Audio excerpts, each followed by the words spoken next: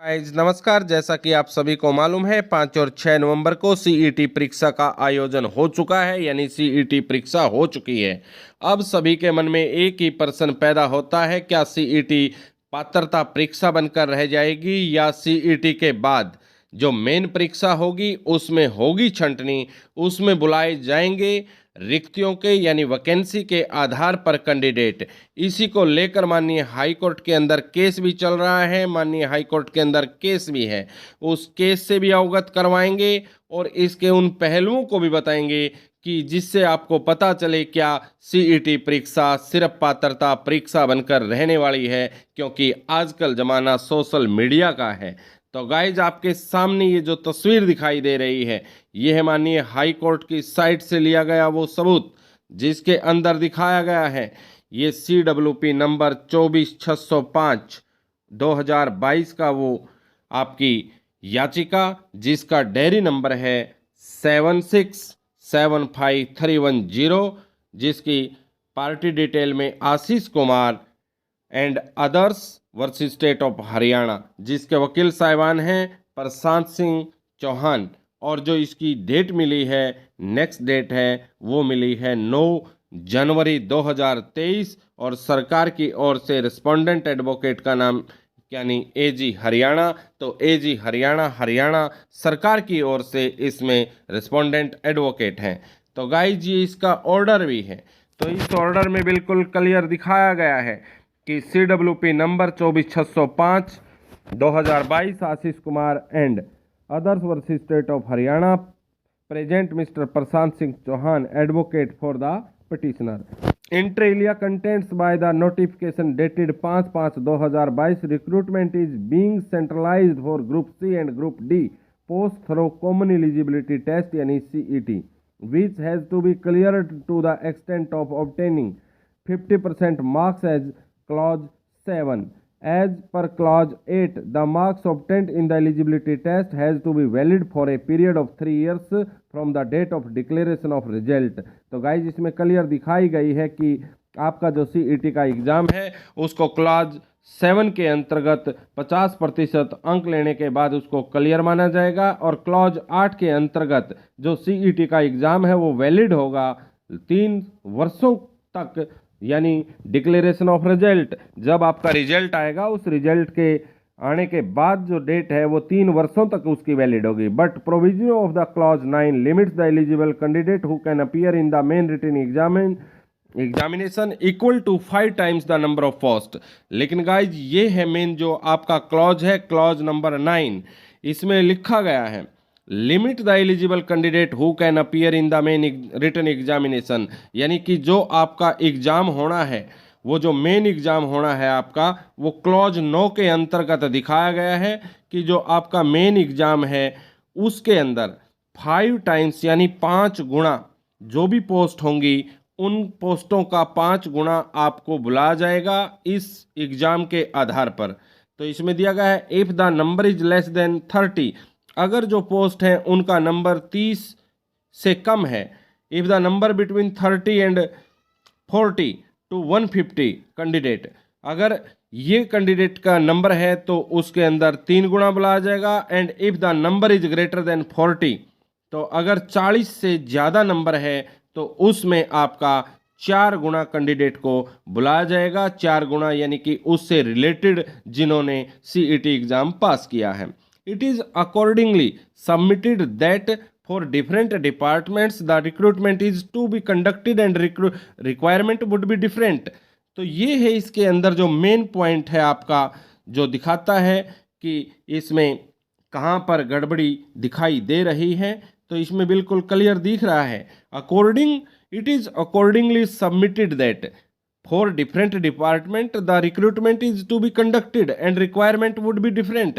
कहता है कि अलग जैसे सीईटी का एग्जाम होगा, उस सीईटी के एग्जाम के बाद अलग अलग डिपार्टमेंटों में वैकेंसी आएंगी, और उन अलग अलग डिपार्टमेंटों में जो वैकेंसी आएंगी उन अलग अलग डिपार्टमेंटों की अलग अलग रिक्वायरमेंट होती है, जो कि ये सीईटी का एग्जाम तो सिर्फ कॉमन है। तो इसलिए इसका कोई वो नहीं बनता कि इसके आधार पर ही वो बुलाए जाएं इतने time. 10 the skill which is to be tested should be in the main written examination for the request department and note of marks obtained in the common eligibility test यानी CET which is only an eligibility examination।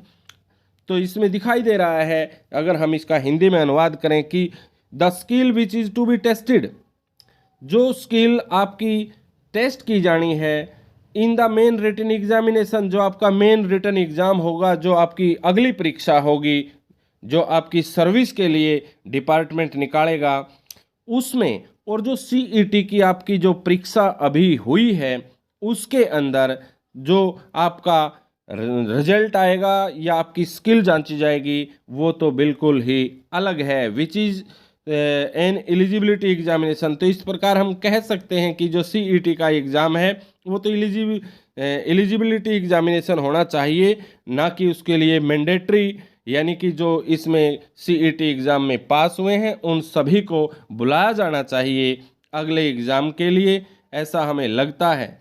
तो guys ये आपको दिखाई दे रहा है 27/10/2022 का वो notice, जिसके अंदर आपको दिख जाएगा ये सारा का सारा मामला दिखाई भी दे रहा है। और उससे आगे CET परीक्षा है जो उसको पात्रता परीक्षा बनाया जाए। माननीय मनोहर लाल खट्टर जी का एक बड़ा प्रोजेक्ट CET पूरा हो गया है। 5-6 नवंबर को CET का आयोजन हो चुका है। सरकार ने बसों में सफ़र मुफ्त किया था और बसों का इस तरह प्रबंध किया था कि उम्मीदवार खुश हो गए, मगर अब गलियारों में सबसे ज़्यादा CET की पात्रता परीक्षा बढ़ाने की चल रही है बात। जितने भी उम्मीदवारों ने CET की परीक्षा दी है उनमें से अधिकतर ने सोशल मीडिया के जरिए माननीय मुख्यमंत्री मनोहर लाल से आग्रह किया है कि ग्रुप C के जिन पदों पर अब भर्ती होने जा रही है उन पदों के लिए CET को पात्रता परीक्षा माना जाए। अभी तक सरकार ने फैसला कर रखा है कि जितने पद रिक्त होंगे उन पदों से 4 गुना CET स्कोर के मेरिट वाले उम्मीदवार ही आवेदन कर सकेंगे। इससे युवा बेरोजगारों में बेचैनी है।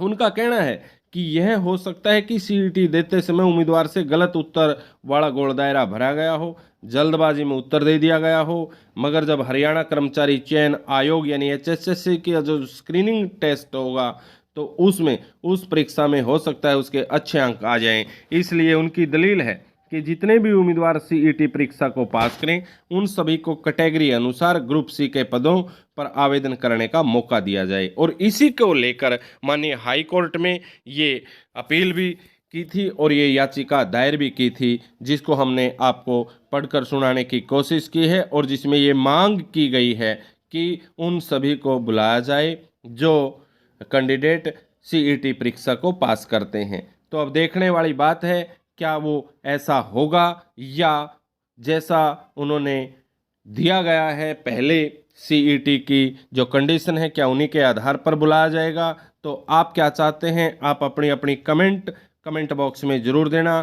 क्या आप चाहते हैं क्या जो CET ने कंडीशन रखी है उन्हीं के आधार पर कैंडिडेट को बुलाया जाए, या जितने भी कैंडिडेटों ने ये CET परीक्षा पास की है उन सभी पास कैंडिडेट को अगले मेन एग्ज़ाम के लिए बुलाया जाए। HSSC का जो डिपार्टमेंटल एग्ज़ाम होगा, HSSC का जो एग्ज़ाम होना है अलग अलग डिपार्टमेंट के लिए, अगर उसमें कोई कैंडिडेट अच्छा करता है तो वो सिलेक्शन का भागीदार होगा, पात्र होगा। क्या आपकी राय में ऐसा होना चाहिए? आप अपनी अपनी कमेंट बॉक्स में कमेंट जरूर देना अपनी राय के लिए। जिसमें मांग भी की गई है मुख्यमंत्री मनोहर लाल द्वारा, मनोहर लाल के को CET को पात्रता परीक्षा घोषित की जाए, ये मांग की गई है चारों तरफ से सोशल मीडिया पर, चाहे वो गीत के माध्यम से हो या ट्विटर के माध्यम से हो।